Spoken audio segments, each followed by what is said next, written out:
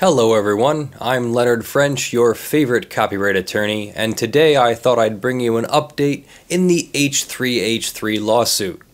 You may remember that Matt Hoss, host of the Matt Hoss Zone YouTube channel, filed a lawsuit in federal court in New York against Ethan and Ela Klein personally, alleging copyright infringement from their use of parts of one of his videos in one of theirs. Well, he immediately amended his complaint to include another claim alleging that h3h3 sent a false DMCA counter notification to YouTube in defending their video as fair use. Our defendant, Ethan and Ela, then filed a motion to dismiss Matt Hoss's amended complaint, arguing that his copyright was incorrectly registered and therefore he could not sue. But when Judge Catherine Forrest held an initial pretrial conference in July, the parties agreed to convert the motion to dismiss to a motion for summary judgment. A motion to dismiss asks the judge to rule that a claim is legally insufficient, that no remedy exists for the claimant even if what they allege is true. A motion for summary judgment asks the judge to find that the undisputed facts of the case require a ruling in favor of one party. The difference is mostly when and how to use them, and what elements need to be proven or disproven to win for your side. The Kleins may have decided that they wouldn't win on a motion to dismiss or a motion for summary judgment, at least at the time, because shortly after the pretrial conference, the parties agreed that defendants would withdraw their motion to dismiss, and plaintiff would be allowed to file a second amended complaint, which h3h3 pledged to answer. In his second amended complaint, Mr. Hoss added yet another allegation, this time claiming that the Kleins defamed him in the 24th, 2016 video, We're Being Sued. In his defamation claims, he states that untrue things said by the Kleins in the video brought on a downvote brigade, my words, which negatively affected his channel. The basis for the defamation part of the claim rests on Ethan's alleged statement that there was no contact from Mr. Hoss between the posting of the videos and the lawsuit being filed. Matt Hoss alleges that he had some correspondence with the defendants prior to sending the takedown notice and before filing the lawsuit, and that his hiring of an attorney is a direct result of the defamation. He will need to prove the connection between the statements and actual monetary damages for that claim to succeed. Mr. Hoss doesn't make a specific claim for damages in his second amended complaint, instead only alleging that damages will be proven at trial to be over $75,000. This maintains the amount in controversy standard, which is required to be over $75,000 for diversity jurisdiction cases.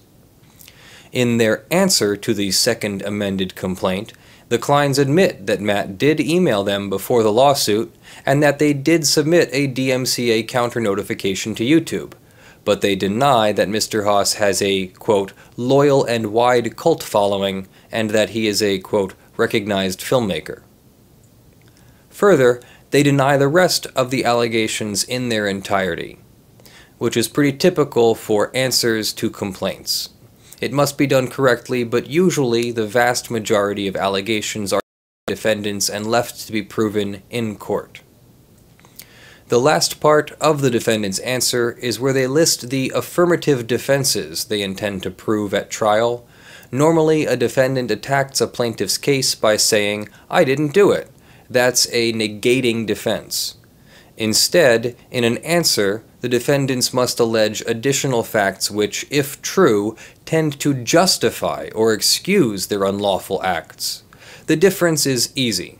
If I accuse you of downloading my video illegally, you might say that you did it, but only because you thought I gave you permission. That's an affirmative defense. But if I accuse you of downloading my video illegally, and you say that I can't prove it, that's a negating defense. The Kleins allege 25 affirmative defenses, along with a placeholder for future additions.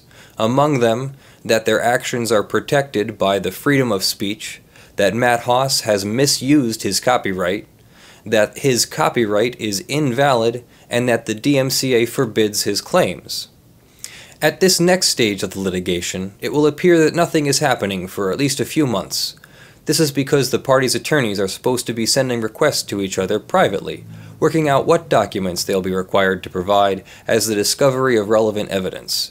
That is, evidence which makes the claims or defenses in the case more likely or less likely to be true. Normally, parties in lawsuits are allowed to ask each other to provide evidence that they need to make their claims or defenses, and the court will enforce requests for relevant documents.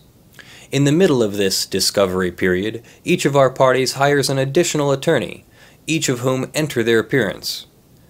Then, out of nowhere, Matt Haas files a motion to compel discovery, which is a request for a court order forcing the Kleins to turn over certain documents.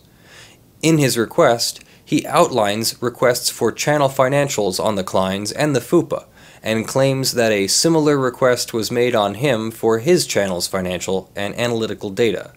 He also requests documents related to the creation of the videos at issue, as well as anything related to the DMCA counter-notification.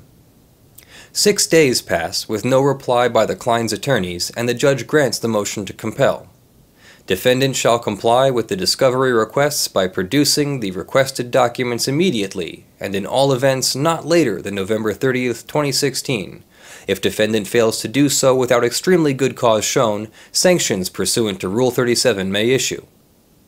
Well, then all of a sudden, 3 more attorneys enter their appearance for the Kleins. Will they be able to show extremely good cause? Or will the Kleins be required to provide documents to all of Matt Haas' requests, or face sanctions? Find out in Part 2 of our H3h3 adventure in YouTube lawsuits next week. I'll go over how the motion to compel got granted, and how H3h3's attorneys were able to undo their mistake. I'll also cover the request for sanctions filed by the Kleins, and the request for a protective order filed by Mr. Haas. Then, we'll go over the parties' cross motions for summary judgment on the pleadings, starting with an explanation of just what the heck that is. I love to read your comments and respond whenever I can. I'm particularly interested in your questions and insights on the law and your thoughts on improving my format. Thank you to all of my Patreon supporters, especially the $5 plus supporters listed in the description of the video. Right now, my $5 plus Patreon supporters get their name in lights behind me in the studio. I'll be increasing the minimum contribution level for this perk in February, but everyone who is on the list before this change takes effect will be grandfathered in and will not be asked or required to increase their contribution to keep the perk. Hint. I'm Leonard French, your favorite copyright attorney. Thank you for watching, and I'll see you next week.